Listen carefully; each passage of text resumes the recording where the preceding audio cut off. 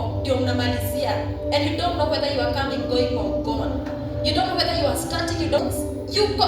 Yani mnasikia Kikuyu nyinyi wote ama kuna Wajaluo wa Mount?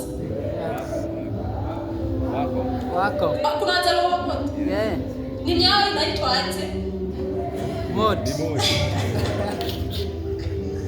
Sasa mimi nawafukuza. Lakini nini yao inaitwa aje ile ya Nyanza, ni Nyanza wewe wapi? Inaitwa aje? Net. Okay. Let me not ask what I wanted to ask, but they are welcome here. What I wanted to say is this. You understand me? It is God who was there when you were conceived. Maybe some of you, your parents were on birth control. Si kweli? Labda alikuwa na kweli, labda alikuwa na nini, ukachomoka tu ukajificha mahali ukafanya nini? You never know. You know your parents cannot tell you these things because they don't want you to feel hated and rejected. But some of you mlichomoka tu. Kulikuwa gates zilikuwa zimefungwa. Ukafanya nini? Ukapita. Let me tell you. God made sure that he was present when you are being conceived. And so I want to assure you, there is no time you are without God. Tunaelewana? And the Bible says in the book of Psalms 34 verse 18, the Lord is very close to the broken-hearted and saves the crushed in the spirit. That means whenever you are hurt, kama nimesikia mtu akisema ushuhuda hapa anasema kuna time alikuwa ana feel down. You see, when you are very broken-hearted, God is closer to you than when you are feeling better. Are we together? When you are feeling like ni kama hutielewi, unaamka asubuhi unasikia to depression, to stress. Whenever you are feeling so down and you are feeling like your heart is so broken, God is more closer to you at that moment than when you are happier. I'm not saying that God moves. Lakini saizi tu una feel aje. Lakini kama unasikia uko crushed, Mungu ako close na wewe kabisa. Tunaelewana? God is even more closer to you right now. I know maybe some of you mliachwa tu last week. Si kweli? I can see guilt. Some people were guilty. Some of you. Wengine wenu mliachwa tu last week. Last week kama hata ni leo asubuhi. Ama ni Valentine. Ukasalimiana ukaambiwa aje? Mbona unajisalimia asubuhi tuacha? Some of you are suffering from heartbreak. You are in college. Si kweli? You are suffering from heartbreaks. Na mtu mwenye ni heartbreak ako hapa kwa praise and worship. Si kweli? Unaona tu akiimbisha. Akisema Mungu ni mwaminifu ni wale. Start even. You know, people can make you hate God. Lakini Mungu si boyfriend yako. Mungu si girlfriend yako. God is faithful and he's established on the throne. So I want to encourage you. Even when you are feeling like God is so far from you, he's close. Tunaelewana? Even when you are feeling like your Bible study inakuwa na kaugumu kidogo, maombi yako inakuwa na kaugumu kidogo, haimaanishi Mungu amehama. These are just seasons of life. Sio tu unasomanga Bible unamaliza from Genesis to Revelation.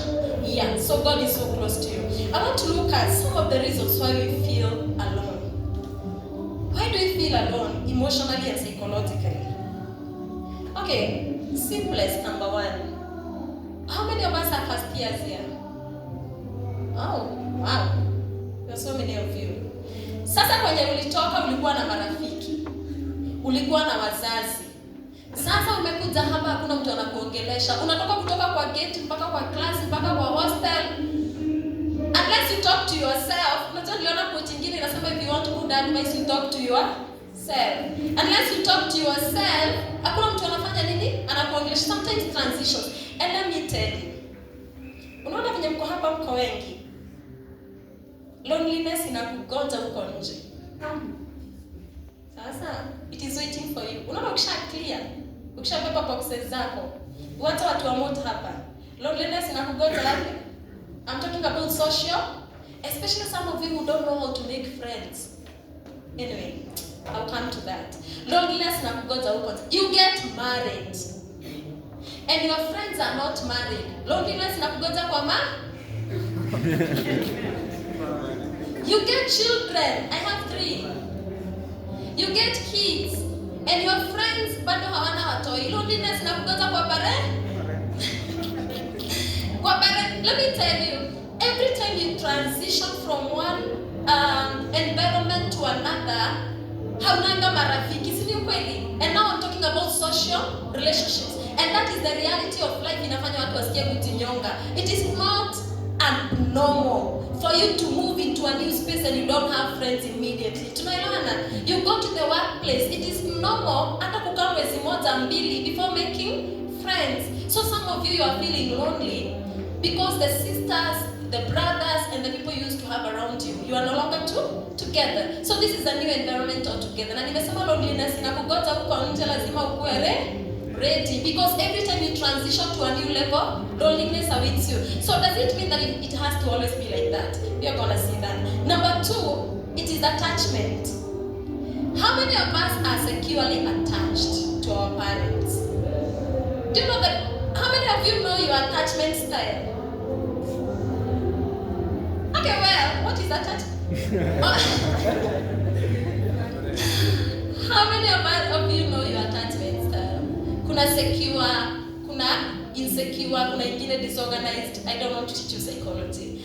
But there are people, you know, do you do psychology as a small course subject somewhere in between something? Okay. Now, between 1 and 2 years, that is when you learn to trust people or not. Wengine mliangushwa na ngoi. Inaitwa ngoi ama inaitwa nini? So kutrust watu ikakuwa ngumu. Wengine wenu mliandikiwa some house help. So kakula chakula yenu, you don't trust. Wengine wenu mlichapwa sana, you don't trust people between 1 and 2 years. Now, if you are insecurely attached, ndio unapatanga even in relationships, unapata mtu mzuri. Una make things complicated because you cannot trust. Because you don't trust is very important. Some of us are very securely attached in that. Let me tell you something. Mimi naweza ingia kwa hii room, you don't know me, and I'll come out with your number, and I'll come out and I'll call you. I'm gonna reach out to you, and I'm gonna ask you something, and you're going to answer me. Some people are insecurely attached. We suffer from rejection. The way we tell ourselves, sasa mimi naweza pendeka. Can I be a good friend? Can people like me? I have so many flaws. You know, the self-doubt, the inner voice, the inner critic. Naitanga the inner critic. Zile vitu unajiambianga na uko ndani, unaenda kupea mtu mkono umsalimie. Do you know how Wakorino tell people? Ukienda kusalimia Wakorino wanasema aje? Ikamera, si ndio? So, you want to say hi to someone, lakini kuna mavitu uko ndani zinakwambia, will this person accept me? How many of us have been there? Will this person accept me? Na unaweza kaa single for unasikia? Unaweza kaa, and especially it is very big when it comes to men. Wait. I used to have this day in campus when I was doing my undergraduate. It was so tiresome. Like, he would just wake up and say, "Hi, Rose." I'm like, "Hi." Hi. Nothing else. Tomorrow, "Hi, Rose." I'm like, "Hi." I used to get so tired. Like, why hi? What are you saying? What is... Oh dear God. Do you understand my getting tired? Like, hi what? You know? So, still when nimekumbuka hiyo boys walikuwa wanitokesha kabisa. He used to be, let me not say the rank yake as you that time because maybe mnamjua, but Jesus, it used to be so bad. The inner critic. You should know that you carry favor. Praise God. You cannot be rejected. Wewe utarejectiwa aje? How? And I'm serious. Utarejectiwa aje? In the people of the world, they use lies and they marry. You carry favor and you say the truth. Ama watu wapendi ukweli.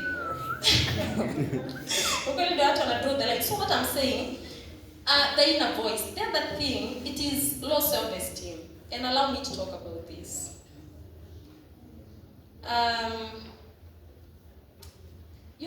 self-esteem inakwambianga you enter into a space, alafu inakwambia other people are better than you. Is it true?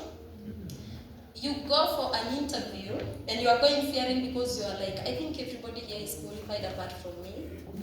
You go to make friends and something is telling you, maybe the other people are more beautiful, maybe they are more handsome, maybe they have better mastery of language than I do. Low self-esteem itakusabotage. And that's why I say if your esteem yako iko pale chini, you need to work on it. Because it is going to affect every part of your life. And that is why I told you last time, I think we were accused to kama ni online ama ni uko Mutland ama ni wapi. Learn to affirm yourself.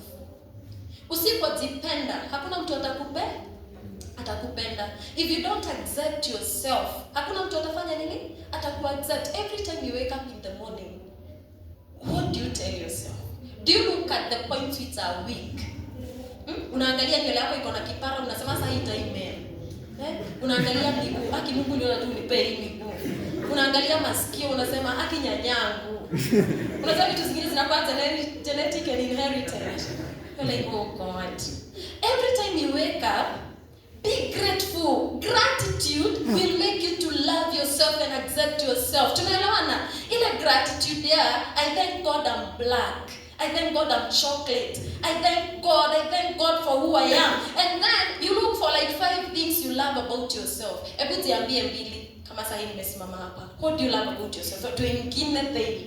What do you love about yourself? You know some of you don't even look at yourself in the mirror. Unakaa tu umekimbia. You don't even know whether you have bam bam or you don't. What if you don't have? Maybe they got lost. You don't even look at yourself. You don't even know whether some parts of the body exist. Or they... unachukua tu kishati na kiblouse, unaweka kwa mwili. You have to learn to accept yourself. Because let me tell you, if you don't have a good relationship with yourself, you always be lonely. Praise the name of the Lord. Kama wewe mwenyewe ile relationship uko nayo na wewe mwenyewe si mzuri, you always feel lonely. It starts with you. Do you accept yourself? Do you love yourself? Do you think you fit in? Do you think that the opportunities out there are for you? And I want to speak for the people who are finishing up wenye wako third year na wenye wako fourth year. Kuna opportunities huko nje. Usiwidanganywa na watu wote hakuna jobs. Hakuna jobs ati. Kwani wao wanafanya nini? You know the people who have jobs, ni wanakwambianga hakuna nini?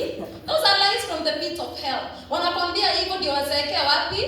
Claim yours from God. Tunaona jobs ziko. So usiende huko nje na hizo low self-esteem. Will I fit in this company? Will I not fit?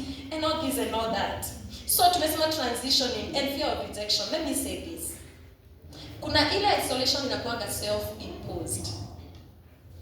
Yani watu tu wanataka kukukaribia, but the more they come closer to you, the more you run. You get what I'm saying? Someone says hi to you in such a service. Just hi. Ushaanza kufikiria sasa wanataka nini? Kwani wewe uko na nini? Uko na nini? What do you? Uko na pesa wewe? You're a politician. What do you have? Mtu akikukaribia kuja aseme hi. There are people who have nothing else. Ati anafikiria sisi anafikiria nini? Mtu tu anasema hi out of a pure, wewe wacha ku overthink. Tunaelewana? Hi, kwani hi ina that explanation? Kama saa hizi tukitoka hapa nje utaambia mtu hi. Yeah. And maybe some of these things, kuna kitu tunaitanga gradual exposure. For example, how many of us here have girlfriends? Okay, kama uko na wawili usiinue mkono kama hapa. So bad. How many of you are dating? You are. How many of you are dating? All of you? Okay. Is the person you are dating here? Ama wa connect? Ama hata nyamamia hapa net wamekutana na nini? Now, those people who don't know where to start, maybe unajaribu ku approach mtu. Na wenye wana date school umesettle. Nasikia. Usikuwe ati uko na mtu ulimuapproach na hauweza kuapproach yule mwingine mwenye ulikuwa unataka. There's a song that says, the time is almost up. I will never settle for less. There's more that's found in you. Some of you really settle. Did you settle or did you choose? I'm very serious, by the way, because I know relationships right now, they are very integral in your life. Because right now, even in your biological clock, you are young adults between 18 and 25. This is when you start making. And I'm not saying that if you're not in a relationship, you're not normal. Tunaelewana? Uko normal kabisa? Ukisema uko normal, uko sawa? Si ni wewe umedecide. Kama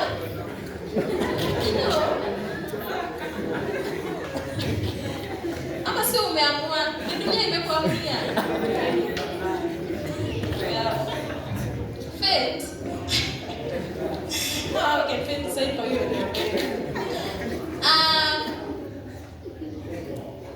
There's something we call communication.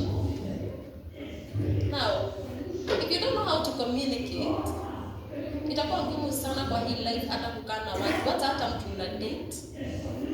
Itakuwa ngumu hata ku make relationships. Ushaona mtu anakusalimia kama vita. Hi, there's a way you talk to people. Let me not just go to basics, So, gradual exposure means kama wewe unaogopa watu, usiende uanze kusalimia watu watatu pamoja. Unaanza kusalimia mtu mmoja. Inaitwa gradual exposure. Kama hujai date na kuna kasichana umeona mahali na hutaki kuenda direct face to face, unaweza andika nini? Text. Na kakipiga back usipite simu chini ya nini? Women nowadays are so bold. They are so bold. You must have an answer. Where are you taking me? What is your vision? Kama uko visionless, kwanza hapo kumwaga mate sisi kufanya you must know where you are going. In fact, kuna mtu alisema before Adam got Eve, he was tilling the land. Akumpata tu hivyo ati amegega tu. So if you are saying hi to someone, and relationship should always end in marriage. Gradual exposure. Now, some of us don't know how to be vulnerable. Relationships, and they need vulnerability. Tunaelewana? They need. How can I explain vulnerability? Who has a good Kiswahili word for that? What is being vulnerable? What is being vulnerable? Yes. Ability to get affected by something. Thank you for that answer. Another person. Thank you. Hii ni class ya watu wazima. My answer is correct. Another person. You guys, you learned English. Yes.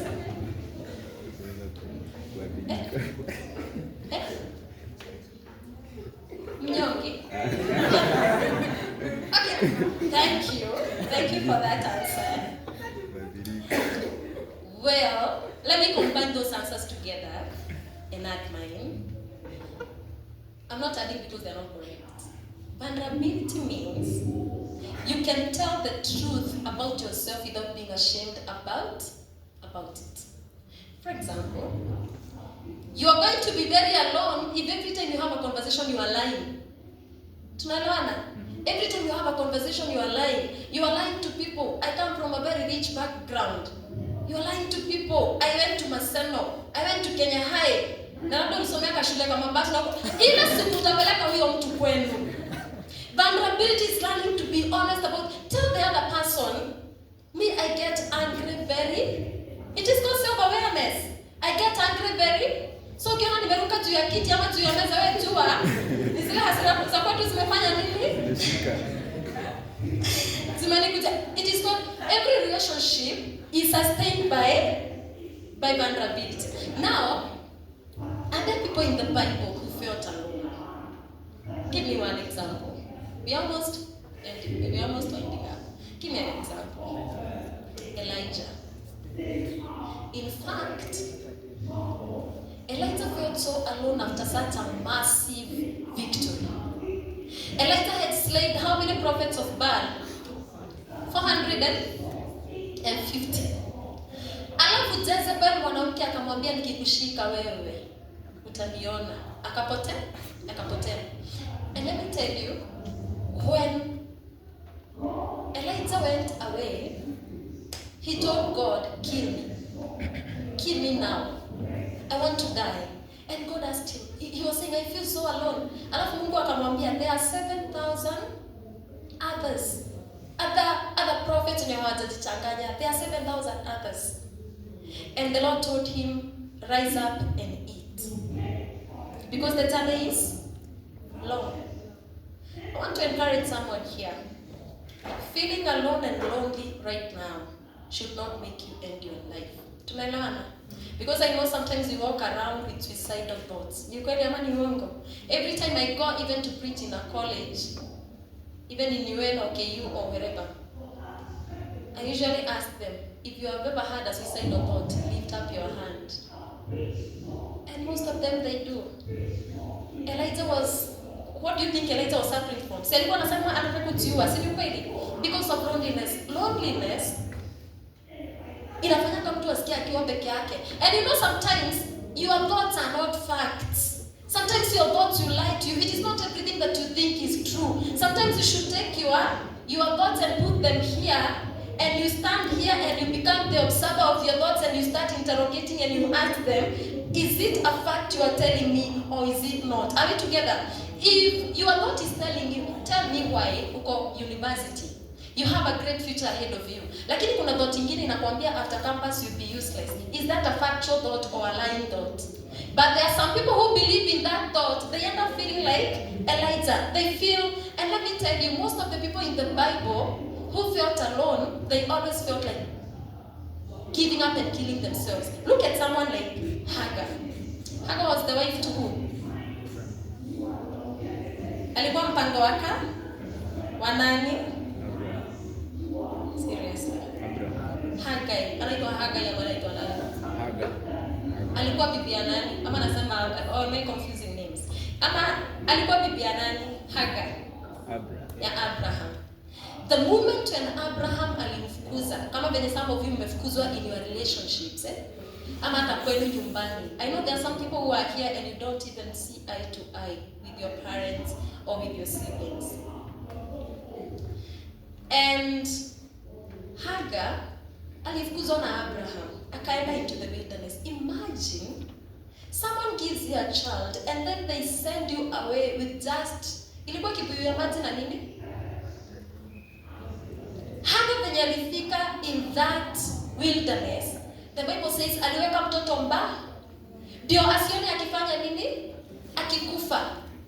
Let me tell you, the way we say that, in the moments of loneliness and when we feel down, God is very close. Do you know, Mungu alitokea Hagar akamwambia, just look ahead, just there. Akaona kisima cha nini? Cha maji. Because even in our most lonely spaces, God is always there and He can do anything. Tunaelewana? God can do things just like that. You never expect it, just like that.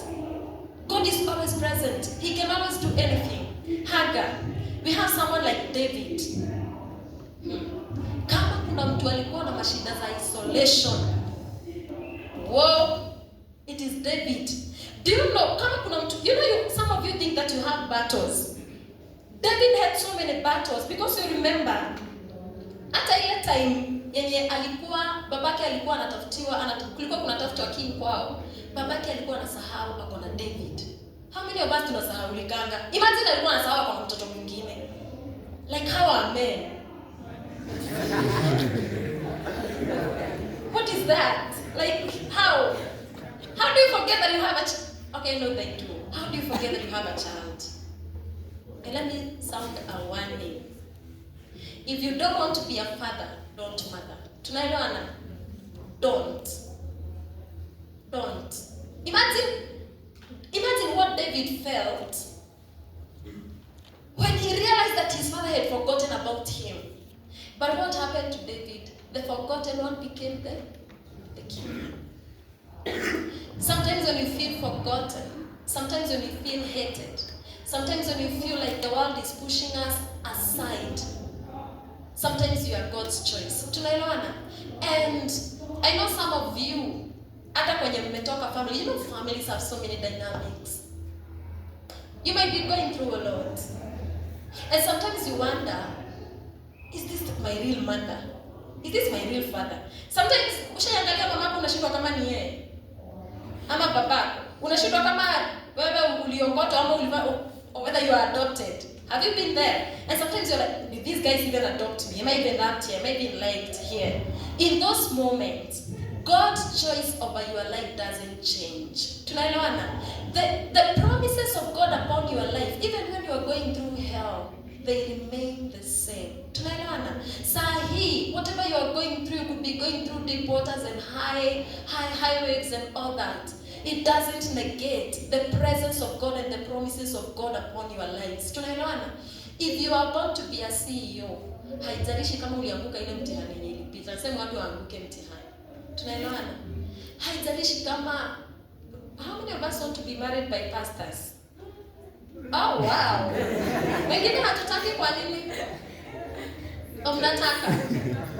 Mnataka kuwa pastor. How many of us want to be pastors here? Who will pastor the church?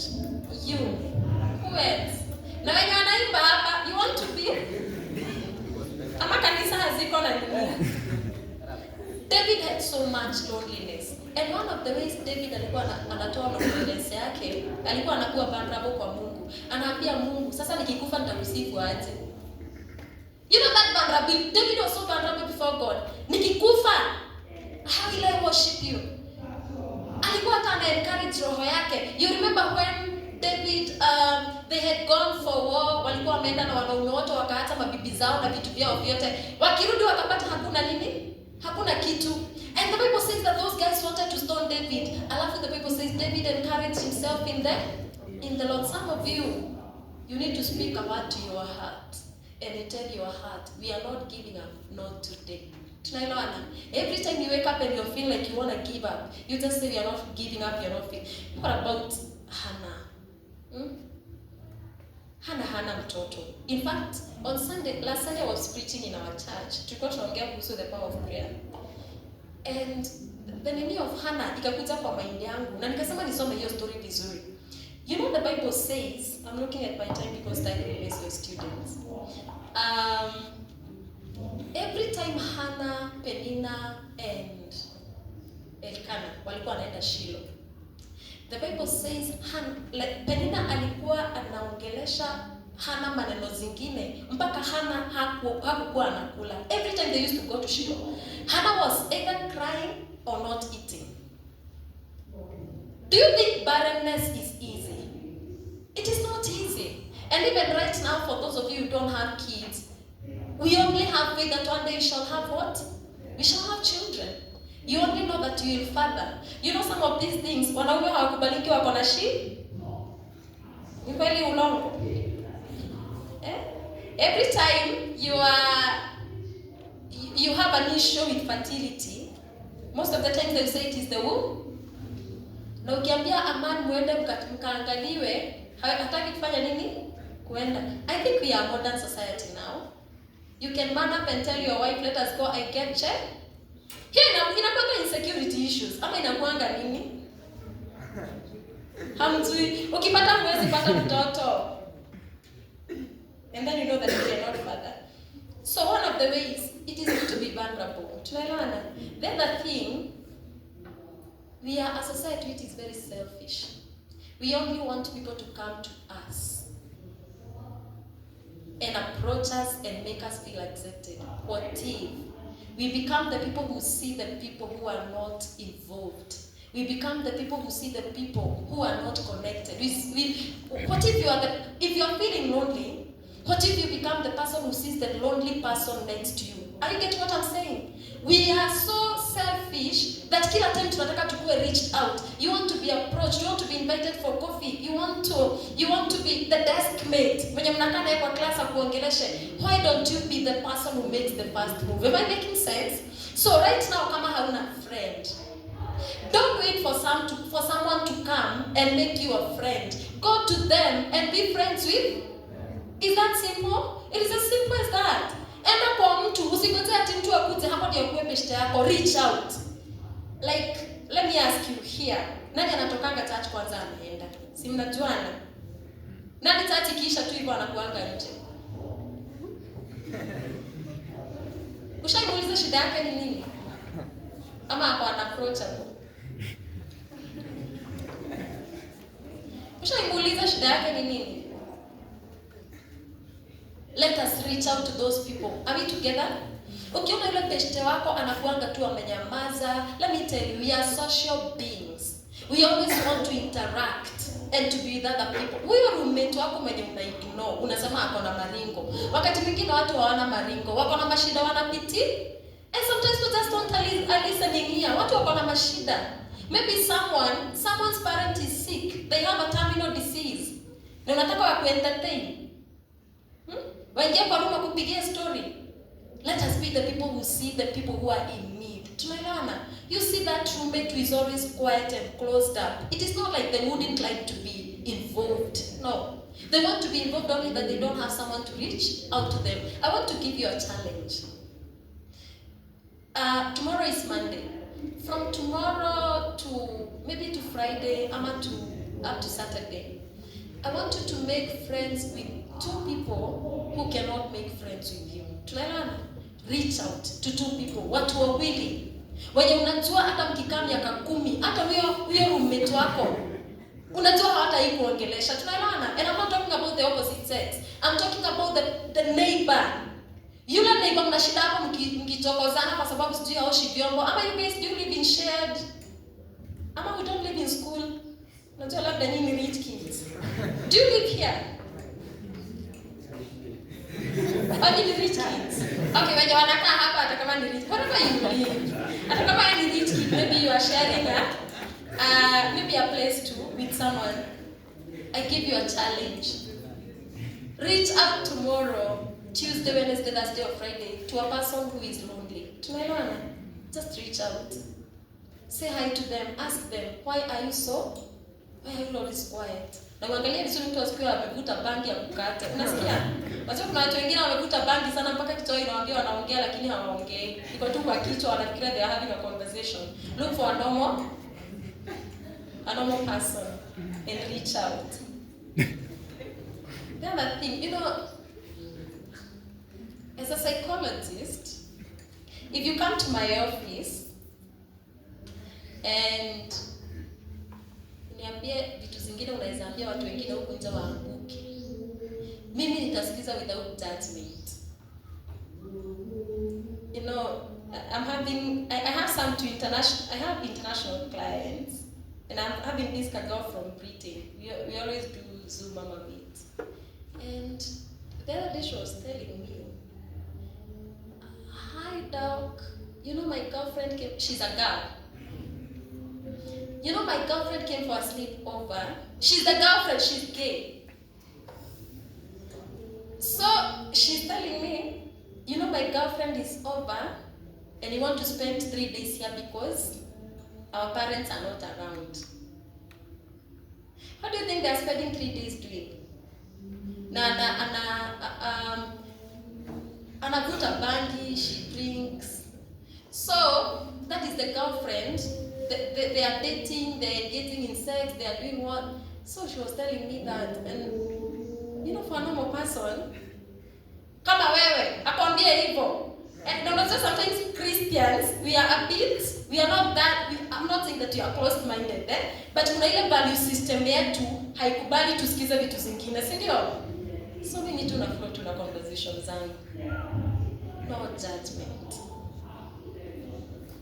Because I'm not supposed, you see, if it is is you and we share the same faith, that is something else.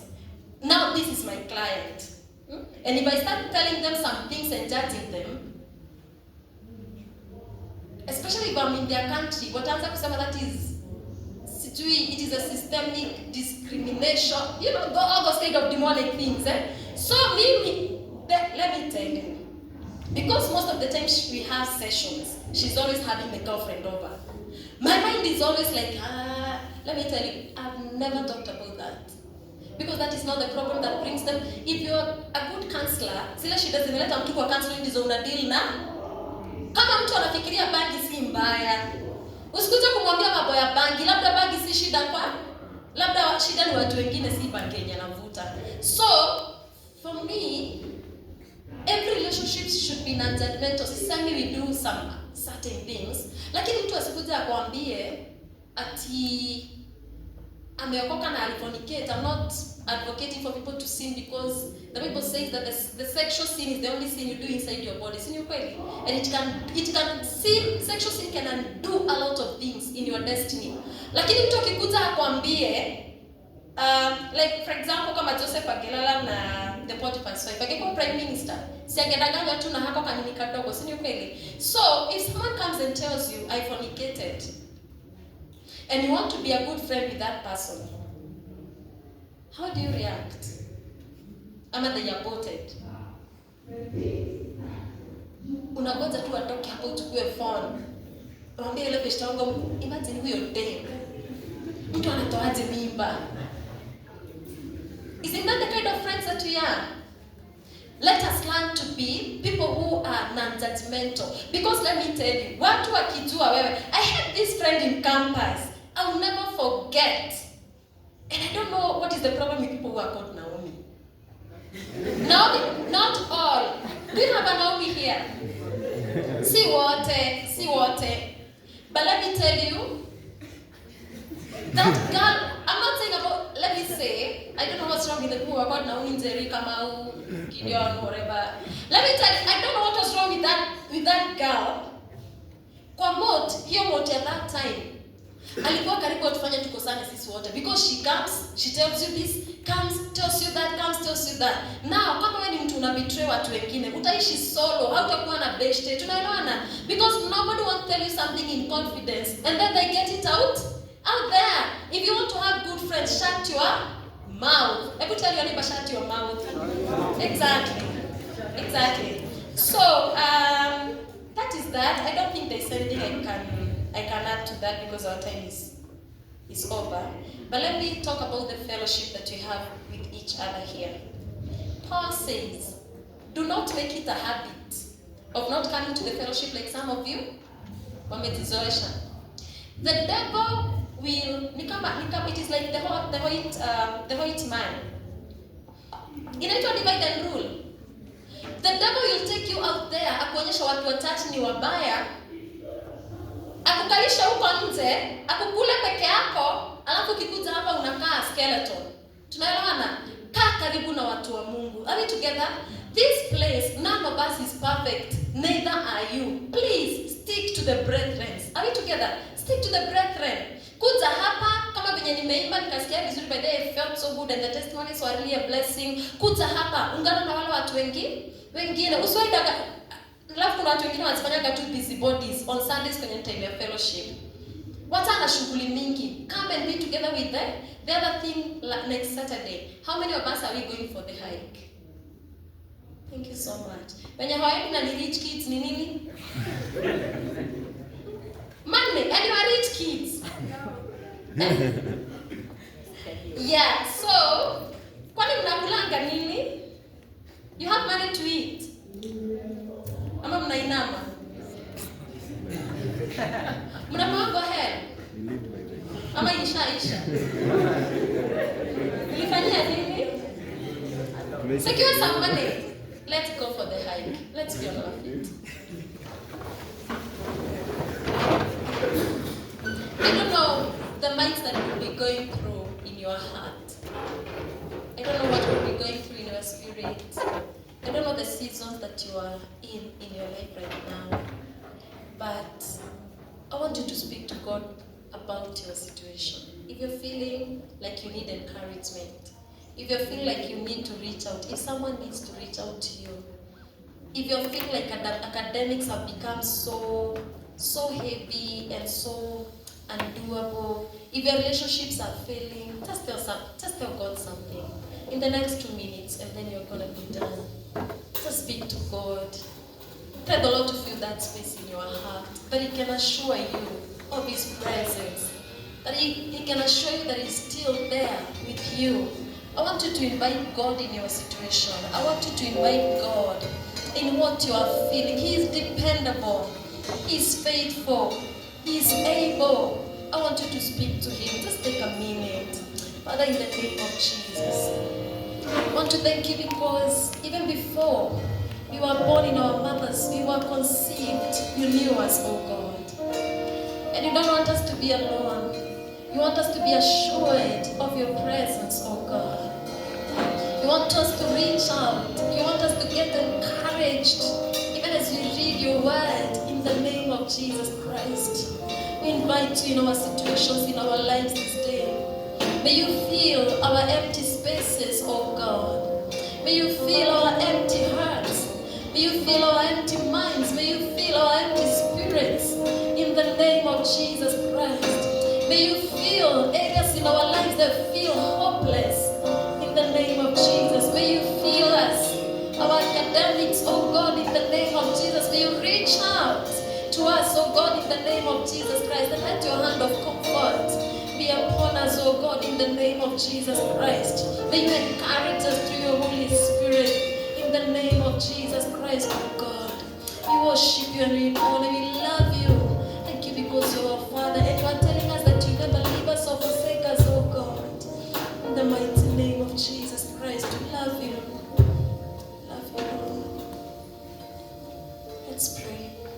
Father, in the name of Jesus, you know these students more than I know them. I want to pray for any emptiness in them.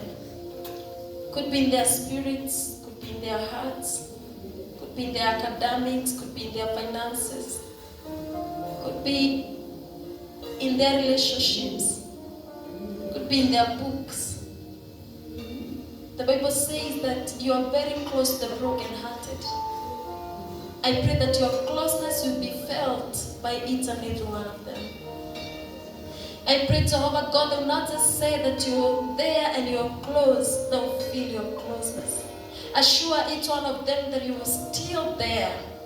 And every time they'll find themselves in the valley of the shadow of death, that your rod and your staff will comfort them, oh God, in the name of Jesus Christ. And right now, I want to command out every suicidal spirit in the name of Jesus Christ, oh God.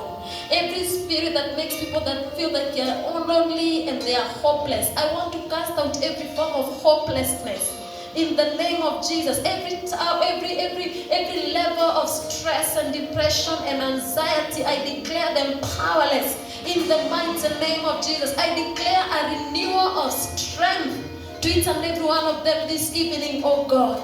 Doesn't your word say that if we trust you, my God, you are going to renew our strength. We shall fly like eagles. We shall walk and not get weary. That is the strength I pray for these students, oh God. In the mighty name of Jesus, I declare strength upon them. The strength of heart, the strength of mind, the strength of spirit, even the strength in their bodies, oh God.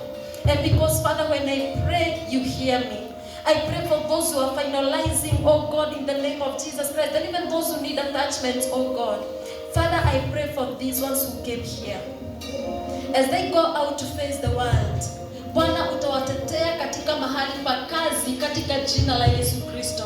You will introduce them in the mighty name of Jesus Christ, oh God. I want to declare none of these will tarmac until their shoes are torn. In the mighty name of Jesus Christ, oh God, you shall fight for them out here. I declare they shall not have issues with their lecturers, oh God. In the mighty name of Jesus Christ, dear Lord, I pray, my Father, they shall receive favor. In the name of Jesus, I have seen you give me favor with my supervisors. Father, I pray for these ones, oh God.